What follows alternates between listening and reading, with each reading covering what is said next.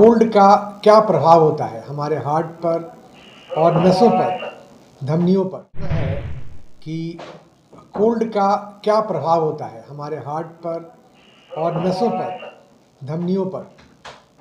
तो ये बहुत ज़रूरी है समझना कि ठंड के वजह से धमनियाँ सिकुड़ जाती है। हार्ट की नसें हो या अन्य नसें हो, वो सिकुड़ जाती है।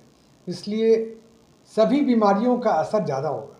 हार्ट अटैक ज़्यादा होगा, हार्ट की अनियमितता ज़्यादा होगी, स्ट्रोक, ब्रेन का स्ट्रोक ज़्यादा होगा। और पेरिफेरल वास्कुलर डिजीज़ मतलब जो आर्टरी हमारे लिम्स को सप्लाई कर रही है, हाथ को, लिम्स को, पैरों की आर्टरियों में भी सिकुड़न होगा। तो क्या होगा, पैरों में भी उस तरह के लक्षण होंगे, ब्लड सप्लाई की कमी होगी, ब्रेन के अंदर ब्लड सप्लाई में दिक्कत होगी, हार्ट के अंदर ब्लड सप्लाई में दिक्कत होगी।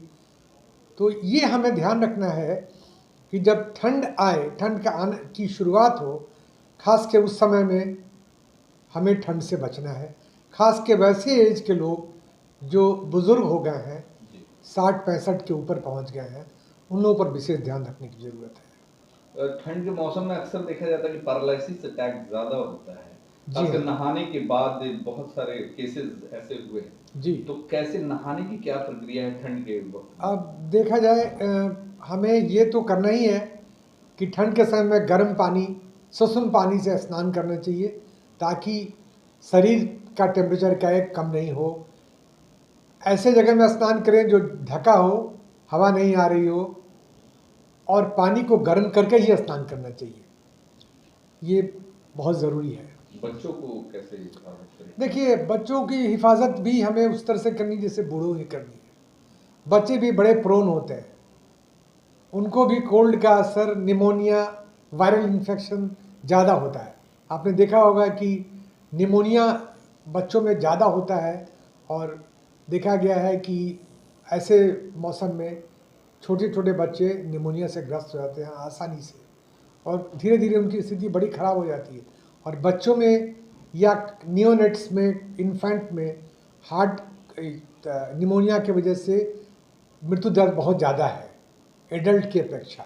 तो हमें सावधान रहना पड़ेगा, बच्चों को ये बचा कर रखना है, बच्चों को भी ढक के रखना है, वार्म कपड़े देने हैं, जैसे हम लोग ओल्ड एज में भी वैसे ही करना है हमें। जिन पेशेंट को शुगर और बीपी है, उनके लिए ठंडी में किस तरह से परहेज़ करना चाहिए? अब देखिए, दवाओं को छोड़ना नहीं है। पहली बात, दवाएं ब्लड प्रेशर की दवा हो या डायबिटीज़ की दवा हो, दोनों को हमें नियमित देना है, जांच नियमित कराना है। ब्लड प्रेशर के बढ़ने की संभावना रहती है, तो दवाइयों की डोज को, मात्रा को रेगुलेट करना पड़ सकता है, क्योंकि जैसे ही ठंडा मौसम आएगा ब्लड प्रेशर की बढ़ने की टेंडेंसी होती है। हम लोगों ने देखा है कि जब ठंड शुरू हुई, जो हमारे मरीज दवाओं पर निश्चित रूप से थे और ठीक ठाक थे, उनका ब्लड प्रेशर एकाएक 20-30 मिलीमीटर बढ़ने लगा, और बड़ी समस्या हो गई। यंग लोगों का ब्लड प्रेशर 20-30 मिलीमीटर बढ़ने लगा, तब दवाओं को बढ़ाना पड़ता है हमें, और ठंड से बचना है। दो ही उपाय हैं। बुजुर्गों को ठंड में किस तरह से अपने आप को केयर करके रखना चाहिए खान पान में? देखिए, बुज़ुर्गों को एक तो है कि खान पान में अनियमितता नहीं होनी चाहिए, और पौष्टिक भोजन होना चाहिए। ठंडी चीज़ें जैसे ठंडा पानी, आइसक्रीम वगैरह से बिल्कुल परहेज़ करना चाहिए, गुरेज करना चाहिए। और खाने में जहाँ तक हो, जैसे गर्म सूप, गर्म दूध, कॉफ़ी, बहुत लोग कॉफ़ी कहते हैं, कॉफ़ी ले सकते हैं।